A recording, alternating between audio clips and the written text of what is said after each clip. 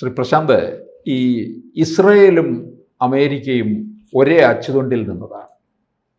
America പറയുന്നതനുസരിച്ച് തന്നെ Israel ഓരോ കാര്യങ്ങളും ചലിപ്പിക്കുകയും ചെയ്തുകൊണ്ടിരുന്നു. പക്ഷേ ഇപ്പോൾ ഇസ്രയേലിന് തോന്നുന്നു ഇനിയും സ്വതന്ത്രമായി നിൽക്കണം എന്നുള്ളത്. അത് ഒരുപക്ഷെ ലോക ഭൂപടത്തിൽ എന്തായിരിക്കാം സംഭവിക്കാൻ പോകുന്നത്?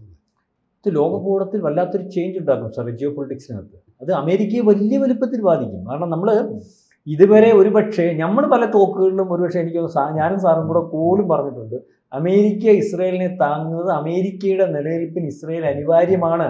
മാറി നിന്നാൽ നമ്മൾ വിചാരിക്കുന്ന ഇടത്തല്ല അമേരിക്കയ്ക്ക് പല കുഴപ്പങ്ങളും ഉണ്ടാകാം.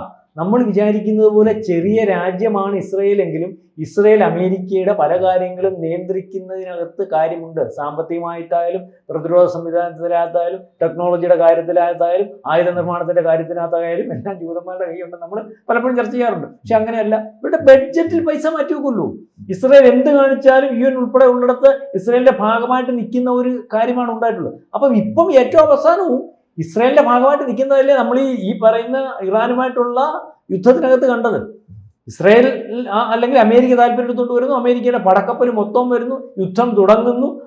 അമേരിക്കയുടെ പ്രത്യേകിച്ച് യുദ്ധത്തിനകത്ത് യുദ്ധം ചെയ്യുന്നതിന് വേണ്ടി ഒരു പ്രത്യേക പേരെടുത്ത് ഇസ്രയേൽ കയറി, അങ്ങനെയൊക്കെയാണല്ലോ തുടങ്ങി. ഇപ്പം ഏറ്റവും അവസാനം യുദ്ധം ഇപ്പം 60 ദിവസത്തേക്ക് താൽക്കാലിക വെടിനിർത്തം നടത്തിയ, താൽക്കാലികമല്ല വെടിനിർത്തൽ 60 ദിവസത്തിന് ശേഷം ഈ പറയുന്ന പരസ്പരമുള്ള കരാറിന്റെ ധാരണ അനുസരിച്ച് മുന്നോട്ട് പോകുന്നു ഉണ്ടെങ്കിൽ മാത്രം തുടരുമായിരിക്കും, അല്ലെങ്കിൽ അത് ചിലപ്പോൾ വിട്ടുപോകായിരിക്കും. പക്ഷെ ആ കരാറിനകത്ത് പോലും വേണ്ട രീതിയിൽ ഇസ്രയേലുമായിട്ട് ആലോചിച്ചില്ല, അല്ലെങ്കിൽ ഇസ്രയേലിന് ആ കരാറിനോട് താല്പര്യമില്ല എന്നുള്ള രീതിയിലേക്കാണ് കഴിഞ്ഞ ദിവസം പരസ്യമായിട്ട് അദ്ദേഹം പൊതുവായിട്ട് പറഞ്ഞു കഴിഞ്ഞു. അതായത് ഇസ്രയേൽ ഇനി ആരുടെയും സഹായം മേടിച്ച് യുദ്ധം ചെയ്യുന്ന രീതിയിലേക്ക് കാര്യങ്ങളില്ല. ആര് പറഞ്ഞാലും എൻ്റെ രാജ്യത്തിൻ്റെ സുരക്ഷയെ ബാധിക്കുന്ന രീതിയിലേക്കുള്ള ഒരു കാര്യം വരുമ്പോൾ ആരുടെയും അഭിപ്രായം അനുസരിച്ച് തീരുമാനമെടുക്കാൻ ഇനി ഇസ്രയേൽ ഇല്ല. ഇസ്രയേൽ 30 കൊല്ലത്തിന് ശേഷം സ്വതന്ത്രമായിട്ട് ഉള്ള ഒരു ഇസ്രയേലിലേക്ക് ഞങ്ങൾ കാര്യങ്ങൾ ആലോചിച്ചു തുടങ്ങിയിരിക്കുന്നു. ഞങ്ങൾക്ക് ആയുധം നിർമ്മിക്കാൻ എന്ന രീതിയിലേക്ക് ഞങ്ങൾ കാര്യങ്ങൾ ആലോചിച്ചു. ഞങ്ങൾക്ക് അല്ലെങ്കിൽ യുദ്ധം ചെയ്യാൻ പ്രത്യേക പരിശീലനം നൽകുന്ന കമാൻഡോസിന് പരിശീലനം കൊടുക്കുന്നതിനെ പറ്റി ഞങ്ങൾ ആലോചിച്ചു തുടങ്ങിക്കഴിഞ്ഞിരിക്കുന്നു എന്നുള്ള രീതിയിലേക്ക്. അതായത് സ്വതന്ത്രമായ ഇസ്രയേൽ ഇതുവരെ ഒരുപക്ഷെ പണത്തിന്റെ കാര്യത്തിലായാലും ആയുധത്തിന്റെ കാര്യത്തിലായാലും മറ്റു പലതിന്റെ കാര്യത്തിലായാലും നമ്മൾ നോക്കുമ്പോൾ ആശ്രയിച്ചിരുന്നത് അല്ലെ കൊടുത്തിരുന്നത് അമേരിക്കയാണെങ്കിൽ ഇനി മേടിക്കുന്ന കാര്യമില്ല, ഞങ്ങൾ ഉണ്ടാക്കിക്കോളാം. അതിന്റെ അർത്ഥം എന്തോ സാറേ? ഞങ്ങൾക്ക് ഇതെല്ലാം ഉണ്ടാക്കാൻ അറിയാം, വല്ലവൻ്റെയും പേരിലാണ് ഇതുവരെ നടന്നതെന്ന് പറഞ്ഞാൽ ഞങ്ങളെ സാധനമെല്ലാം വല്ലവനും ഇതിന്റെ കെയറോവ് വെച്ചേക്കുന്നതേ ഉള്ളൂ. മനസ്സിലായല്ലോ? അപ്പം ഇപ്പം ഇതിനകത്ത് ഈ ജിയോ പൊളിറ്റിക്സിൽ വരുന്ന വ്യത്യാസം അല്ലെങ്കിൽ കാര്യങ്ങൾ എന്നൊക്കെ പറയുമ്പം ജിയോ പൊളിറ്റിക്സ് വലിയ വ്യത്യാസം വരും. ഇതിനകത്ത് നിന്ന് മിഡിൽ ഈസ്റ്റിൽ ഇനിയും അമേരിക്കയ്ക്ക് ഇസ്രയേൽ ഉടക്കി നിന്നാൽ ആരുണ്ടെന്ന് പറഞ്ഞാലും അമേരിക്കയ്ക്ക് പിടിച്ചിരിക്കാൻ പറ്റുന്ന ഒരു അവസ്ഥയില്ല. ഇസ്രയേലിനെ പറ്റി നമ്മൾ ചരിത്രം ഒരു സാറിന് അറിയാമായിരിക്കും, പരിശോധിക്കുമ്പോൾ ഈ ഇസ്രയേൽ ലോകത്താരെ അംഗീകരിക്കത്തില്ല.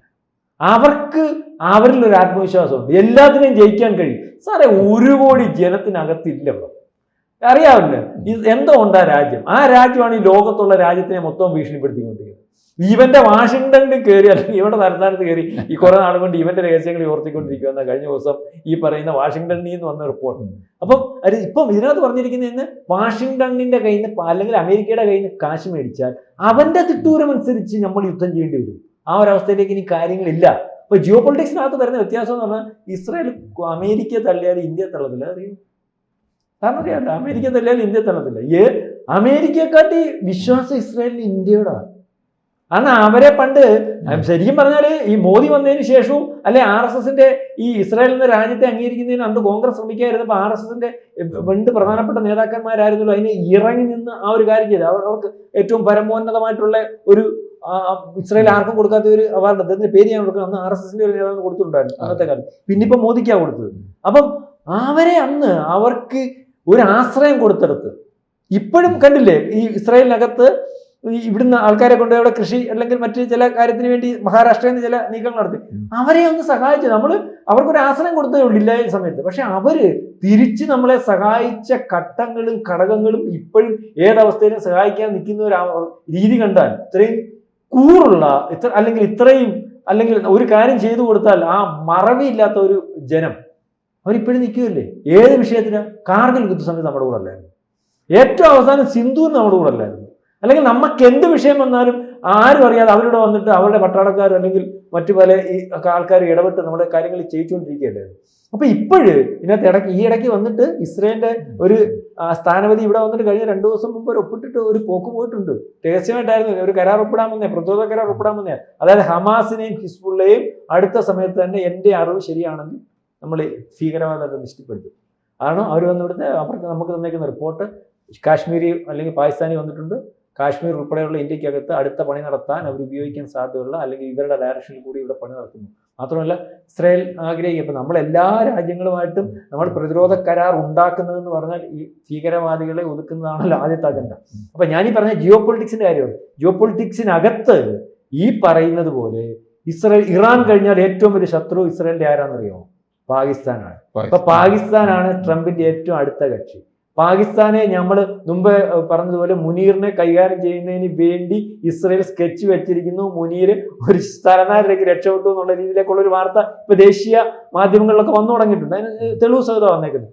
അപ്പം ഈ പാകിസ്ഥാനെ ലക്ഷ്യം വെക്കും. ജിയോ പൊളിറ്റിക്സിനകത്ത് വരുന്ന വ്യത്യാസത്തിൽ നീ അമേരിക്ക പറഞ്ഞാൽ കേൾക്കേണ്ട കാര്യമില്ലല്ലോ. പാകിസ്ഥാനെ ലക്ഷ്യം വെച്ചാൽ ആർക്കാ ഗുണം? നമുക്കല്ലേ ഗുണം. ഇപ്പം അടുത്തത് തുർക്കിയെ ലക്ഷ്യം വെക്കും.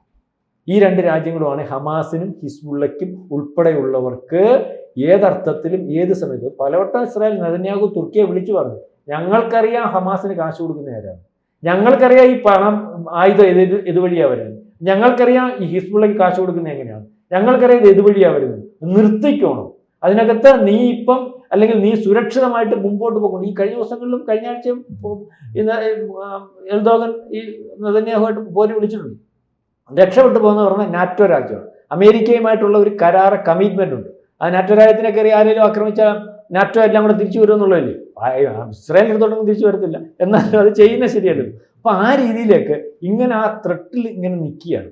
അപ്പം യൂറോപ്യൻ രാജ്യങ്ങൾ ഉൾപ്പെടെയുള്ളവർ ഒന്നിച്ചു വന്നാലും അമേരിക്ക ഒന്നിച്ചു വന്നാലും ഇതിനെയൊന്നും വകവെച്ച് പോകുന്ന ഒരു അവസ്ഥ ഇല്ലാത്ത ഒരു രാജ്യമാണ് ഇസ്രായേൽ. മാത്രവുമല്ല ഈ GCC രാജ്യങ്ങൾ ഉൾപ്പെടെ പല യൂറോപ്യൻ രാജ്യങ്ങൾ ഉൾപ്പെടെ ഇപ്പം ഡയറക്റ്റ് ബന്ധം UAE ഡയറക്റ്റ് ബന്ധം ഉണ്ടാക്കിയിട്ടുണ്ട്. ഇപ്പോൾ ഏറ്റവും അവസാനം വരുന്ന റിപ്പോർട്ട് എന്ന് പറഞ്ഞു കഴിഞ്ഞാൽ ഇപ്പൊ ഇവരുടെ വ്യോമത്താവളങ്ങൾ ഉടനീളം GCC രാജ്യങ്ങളുണ്ടല്ലോ. ഇവിടെ എല്ലാം തന്നെ ഒരുപക്ഷെ എനിക്ക് തോന്നുന്നു ഈ നമ്മുടെ അർമേനിയ അല്ലെങ്കിൽ അർമേനിയക്ക് ഇപ്പുറം അസർബൈജാൻ അല്ലേ, അസർബൈജാനിൽ ഇവരുടെ ഇപ്പം വ്യോമത്താവളമായിട്ടുണ്ട്. അവിടെ 97 കിലോമീറ്ററേ ഉള്ളൂ ഇറാനിൽ നിന്ന്. അപ്പം ഇത് അവർ മൊത്തത്തിൽ ഇവരുടെ മൊസാദിന്റെ രഹസ്യ സംവിധാനവും അല്ലെങ്കിൽ മറ്റ് പല കാര്യങ്ങളും ഒക്കെ ഒരുക്കിയിട്ടുണ്ട്.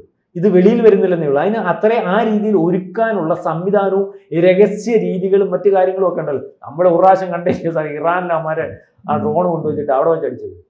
ഒരു യുദ്ധം അറിയാമല്ലോ.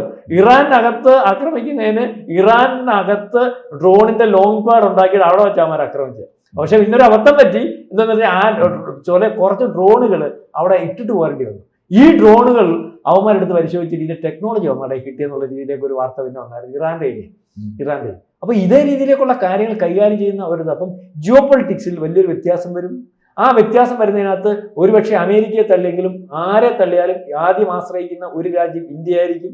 ഇന്ത്യയും ഈ പറയുന്ന ഇസ്രായേലുമായിട്ട് വലിയ കരാർ ഈ അടുത്ത ദിവസങ്ങളിൽ തന്നെ ഒപ്പിട്ടിട്ടുണ്ട്. നേരത്തെ വലിയ കരാറുകളൊക്കെ ഉണ്ട്. അപ്പം ഒരുപക്ഷെ ഇത് നമുക്ക് ഗുണം ചെയ്യുന്ന രീതിയുണ്ട്. കാരണം ഇപ്പം അമേരിക്കയെ തള്ളി ഇസ്രായേൽ ഇന്ത്യയുടെ കൂടെ കൂടിയാൽ ഇപ്പൊ അമേരിക്ക ഈ പറയുന്ന പാകിസ്ഥാനുമായിട്ടുള്ള ബന്ധം അല്ലെങ്കിൽ അവിടെ കൂടുതൽ നമ്മളെ ആക്രമിക്കുന്നതിന് വേണ്ടി. അപ്പം ഇതിനകത്ത് ജിയോ പൊളിറ്റിക്സിനകത്ത് വ്യത്യാസം വരുമെന്ന് പറഞ്ഞാൽ കഴിഞ്ഞ ദിവസം അഫ്ഗാനിസ്ഥാൻ കയറി പാകിസ്ഥാനിലേക്ക് വ്യോമാക്രമണം നടത്തിയപ്പോൾ ദേശീയ മാധ്യമങ്ങൾ അന്ന് നമ്മൾ ചർച്ച ചെയ്ത റിപ്പോർട്ട് ചെയ്തെന്ന് പറഞ്ഞാൽ അതിൻ്റെ ആയുധങ്ങൾ മൊത്തം ഡ്രോണുകളും മിസൈലുകളും ആരുടെ റഷ്യയുടെയാണ്. അപ്പോൾ ഈ റഷ്യ ഇസ്രായേൽ ഈ ഒരു രീതിയിലേക്ക് നമ്മുടെ വട്ടം നമ്മളെ സംരക്ഷിക്കാൻ നിന്ന് കഴിഞ്ഞാൽ പിന്നെ നമുക്ക് വലുതായിട്ട് പേടിക്കാനൊന്നുമില്ല. നമ്മുടെ ഒരു ശക്തിയും റഷ്യ ഇപ്പം അഫ്ഗാനിസ്ഥാനെ സഹായിച്ച് അഫ്ഗാനിസ്ഥാൻ ആരെ ആക്രമിച്ച് അല്ലെങ്കിൽ അതിൻ്റെ പിറകിലാരാ പാകിസ്ഥാനെ ആക്രമിച്ചത് ഇന്ത്യയല്ലേ.